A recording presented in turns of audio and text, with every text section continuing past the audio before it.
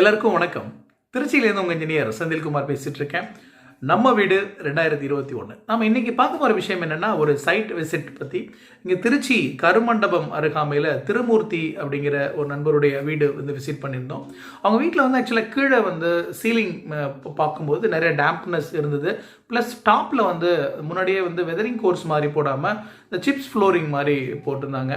இப்போ அதில் சில வேலைகள் அவங்க ட்ரை பண்ணியிருக்காங்க. பட் ஈவன் இப்போ இந்த மழை டைமில் கீழே நிறையா டேம்ப்னஸ் தெரியுது, ஈரத்தன்மை. இதை என்ன பண்ணலாம் அப்படிங்கிறத பற்றி டிஸ்கஸ் பண்ணோம். இந்த விஷயம் இப்போ காமனாக இந்த டைமில் நிறைய பேருக்கு பயனுள்ளதாக இருக்கும் அப்படிங்கிறதுனால அதை பற்றி நம்ம இந்த வீடியோவில் பேசலாம்.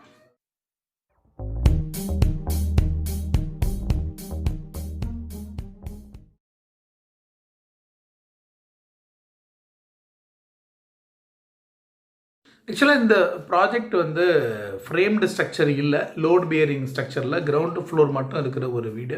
இல்லை கிராக்ஸ் விசிபிளாக பெரிய அளவில் இல்லை. அந்த லிண்டல் பிரிக் ஒர்க் ஜாயிண்ட்டு, அப்புறம் இந்த கார் பார்க்கிங்கில் வர அந்த பீமுக்கு மேலே பிரிக் ஒர்க் பண்ணால் அந்த ஜாயிண்ட்டில் இந்த மாதிரி கிராக்ஸ் இருந்துச்சு. அது மட்டும் இல்லாமல் வெளிப்புறத்தில் அந்த வால்ஸில் சில கிராக்ஸ் இருந்துச்சு. பட் கன்சிடரபிளாக ஒரு பெரிய ஸ்ட்ரக்சுரல் கிராக் மாதிரி எதுவும் இல்லை. அதனால் வரி பண்ண வேண்டியதில்லை. இப்படி இருக்கிற பில்டிங்லேயும் பார்த்தோம்னா நமக்கு சீலிங்கில் வீட்டுக்குள்ளேருந்து பார்க்கும்போது அந்த சீலிங்கில் நம்ம ஒயிட் அடித்த இடம் ஈரத்தன்மை அப்படியே பிளாக்காக பேட்சாக இருந்தது. சில ரூம்ஸ் ரொம்ப பர்ஃபெக்டாக இருக்குது. பட் சில இடங்களில் மட்டும் அந்த மாதிரி இருக்குது. நீங்கள் நிறைய பேர் உங்களுடைய வீடுகளில் இந்த மாதிரியான ஒரு சூழலை பார்த்துருக்கலாம். இப்போ தண்ணி இந்த மாதிரி வெளியில் வருது அப்படின்னா, தண்ணி எங்கேயோ ஒரு சோர்ஸ்லேருந்து உள்ளே அந்த காங்க்ரீட்டை கிராஸ் பண்ணி இந்த பக்கமாக வருது அப்படின்னு அர்த்தம். அப்போ நமக்கு இப்போ மழை பெஞ்சோன்னா உடனே அது வந்துடாது. எங்கேயாவது ஒரு சின்ன கேப் இருக்கும். ஒரு சின்ன நூலிலை அளவு கேப் இருந்தாலும் அது வழியாக தண்ணி கடந்து வெளியில் காமிக்கும். இப்போ ஆக்சுவலாக இதில் ரூஃபில் என்ன இருக்குது, எப்படிப்பட்ட நம்ம வாட்டர் ப்ரூஃபிங் பண்ணியிருக்கோம் அப்படிங்கிறத நம்ம கவனிக்கணும். இந்த வீட்டில் ஆக்சுவலாக என்ன பண்ணியிருந்தாங்க அப்படின்னா, ஒரு சிப்ஸ் ஃப்ளோரிங் மாதிரி போட்டிருக்காங்க. அதாவது ஃபஸ்ட்டு நம்ம ஆர்சிசி காங்கிரீட் ரூஃப் போட்டதுக்கு அப்புறமா மழை தண்ணி போகிறதுக்கு வாட்டத்துக்கு தகுந்த மாதிரி சிப்ஸ் ஃப்ளோரிங் பண்ணியிருக்காங்க. இப்போ அது எப்படி இருக்குது அப்படின்னா, ஆல்மோஸ்ட் 10 இயர்ஸ் ஓல்டு வீடு. அதில் நிறைய கிராக்ஸ் இருக்குது. இந்த சிப்ஸ் ஃப்ளோரிங்கில் கிராக்ஸ் வர்றது இயல்பான விஷயந்தான். பட் அந்த கிராக்ஸ் என்ன அளவு அகலமாக இருக்குது, ஆழமாக இருக்குது அப்படிங்கிறது தான் முக்கியமான ஃபேக்டர். ப்ளஸ் அது எந்த அளவுக்கு இருக்குது, எவ்வளோ ஏரியாவில் இருக்குது அப்படிங்கிறதும் முக்கியமான விஷயம். அது கிட்டத்தட்ட நிறைய பேட்சாக இருந்தது. அது ஒரு விஷயம். ப்ளஸ் இந்த பேரப்பெட் வால், அப்புறம் அந்த ரூஃப் ஜாயிண்டிங், அந்த இடம் ஒரு பர்ஃபெக்டாக அந்த குளவடிச்சு ஈவனாக பண்ணாமல் இருக்கிற சூழல் இருந்ததுனால ஒரு ஒரு ஒரு 2 months பேக் அங்கே ஃபுல்லாக அந்த சிமெண்ட் கலவையில் அந்த குளவை அடிச்சிருக்காங்க. அதுக்கு வாட்டர் ப்ரூஃப் அட்மிக்சர்லாம் கலந்து இந்த கலவையை வச்சு பண்ணியிருக்காங்க. பட் ஆனால் மழை பெய்யும் போது அந்த தண்ணி அந்த சுவரில் பேரப்பெட் வாலில் பட்டு வடிஞ்சு கீழே தளத்துக்கு எங்கே ரெயின் வாட்டருக்கு நம்ம அவுட்லெட் கொடுத்துருக்கோமோ அதில் கடன்னு போயிடணும். அதுக்கு நம்ம எந்த தடையும் இல்லாமல் இருக்கணும். அந்த சர்ஃபேஸில் நம்ம பெயிண்ட் பண்ணி வச்சுருந்தோம்னா, பெயிண்ட் பெரும்பாலும் தண்ணியை உள்ளே விடாது. அது வழுவழுப்பான அந்த சர்ஃபேஸ் தண்ணியை வெளியில் கடத்தி விட்டுரும். ஸோ இப்போ பெயிண்டிங் இந்த தன்மையை தீர்மானிக்கிறதுல முக்கியமான ஒரு பங்காக இருக்குது அப்படிங்கிறதையும் நம்ம புரிஞ்சுக்கலாம். நம்ம வீட்டோட சன்ஷேடில் அவுட்டர் சைடு பார்த்தோம் அப்படின்னா, வெறும் அந்த சன்ஷேடு வெறுமனே ஒரு ஸ்லாப் மட்டும் நீட்டி வரும்னா, அந்த சன்ஷேடுக்கு மேலே இருக்கிற பிரிக் ஒர்க்குக்கும் அந்த சன்ஷேடுக்கும் இருக்கிற ஜாயிண்டில் நல்லா குழவாக அந்த இடத்த நம்ம பூச்சில் சரி பண்ணிவிட்டு, அதுக்கு மேலே நம்ம அவுட்டரில் என்ன அந்த எமல்ஷன் பெயிண்ட் அடிக்கிறோமோ அதை ஒரு 2-3 கோட்டு மாதிரி அந்த குழவில் நல்லா பண்ணி விட்டோம்னா, அந்த ஜாயிண்ட் வழியாக தண்ணி உள்ளே இறங்குறதுக்கான வாய்ப்பை நம்ம முற்றிலுமாக தவிர்க்க முடியும்.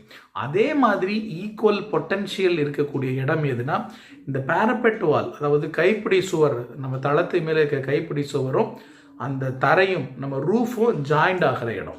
அந்த இடத்த நம்ம பக்காவாக பண்ண வேண்டியது முக்கியம். இப்போ நம்ம டைல் போடுறோம் அப்படின்னா, மேலே தரையில் டைல் போட்டு சைட்லையும் டைலை ஒட்டி விடுவோம். அப்படி பண்ணும்போது மேலே விடுற அந்த பேரப்பெட் வாலில் விடுற தண்ணி அந்த டைல் வழியாக அப்படியே கீழே இறங்கி வெளியில் போயிடும். இப்போ நம்ம இந்த மாதிரி சிப்ஸ் ஃப்ளோரிங் பண்ணும்போது அந்த கார்னரை அப்படியே ஸ்ட்ரைட்டாக ரைட் ஆங்கிளுக்காக விட்டுலாமா அந்த இடத்த கார்னரை ப்ராப்பராக குழவடிச்சு பண்ணணும். இது வந்து ப்ராக்டிக்கலாக பண்ணுறவங்களுக்கான ஒரு டிப். ஃபைன். இப்போ இதுக்கான சொல்யூஷன் என்ன பண்ணலாம் அப்படின்னா, இப்போ இந்த மேலே போட்டிருக்கிற அந்த சிப்ஸ் ஃப்ளோரிங் வந்து அந்த அளவுக்கு இன்டாக்டாக இல்லை. மொரோவர் அது போட்டு 10 இயர்ஸும் ஆச்சு. இப்போ நம்ம ஒரு 5 இயர்ஸ்க்கு உள்ள நம்ம மேலே ஏதாவது கன்ஸ்ட்ரக்ட் பண்ணுற ஐடியாவில் இருக்கோம் அப்படின்னா நம்ம இந்த மாதிரி சிப்ஸ் ஃப்ளோரிங் பண்ணி அதை நம்ம ரீட்டைன் பண்ணிக்கலாம். ஆனால் அதுக்கு மேலே டைல் போட்டு அந்த இடத்த வந்து ப்ரிசர்வ் பண்ணுறது, பாதுகாப்பாக வச்சுக்கிறது வந்து ஒரு வைஸ் டிசிஷன் அப்படின்னு சொல்லலாம். ஸோ இந்த இடத்துல நம்ம என்ன பண்ணலாம்னா, அந்த சிப்ஸ் ஃப்ளோரிங்கை நம்ம ஃபுல்லாக ரிமூவ் பண்ணிவிட்டு அந்த ஆர்சிசி சர்ஃபேஸ்க்கு மேலே ஒரு வாட்டர் ப்ரூஃப் கோட் மாதிரி நம்ம பண்ணலாம். வாட்டர் ப்ரூஃப் கோட் மாதிரி பண்ணி நல்லா காஞ்சதுக்கப்புறமா திரும்ப நம்ம இந்த சிப்ஸ் ஃப்ளோரிங் பண்ணலாம்.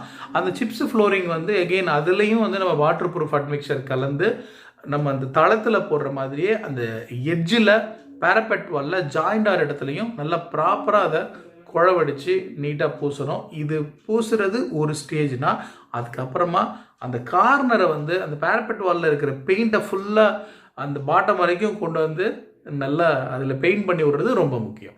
ஏன்னா அந்த ஜாயிண்ட்டு தான் வந்து முக்கியமான ஒரு பாயிண்ட்டாக நம்ம கவனிக்கணும். ஏன்னா அது மூலமாக தான் தண்ணி வந்து உள்ளே பெனட்ரேட் ஆக வாய்ப்பு இருக்குது. அது இல்லாமல் நம்ம ஃப்ளோரிங்கே ஆல்ரெடி நம்ம வாட்டர் ப்ரூஃப் பண்ணி இதுக்கு மேலே இந்த காங்க்ரீட் ஒரு ஸ்க்ரீட் போடுறோம், இந்த வாட் இஸ் தட் சின்ன சிப்ஸுக்குள்ள காங்க்ரீட் போடுறோம் அப்படிங்கும்போது அந்த ஏரியாவில் ஃபுல்லாக நம்ம சால்வ் பண்ண முடியும்.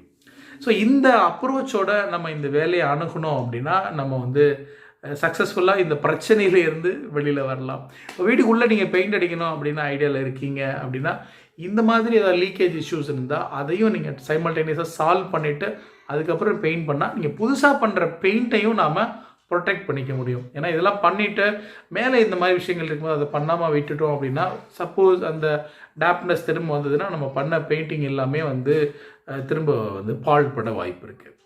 ஸோ இந்த விஷயம் உங்களுக்கு உபயோகமாக இருந்திருக்கும்னு நம்புகிறேன்.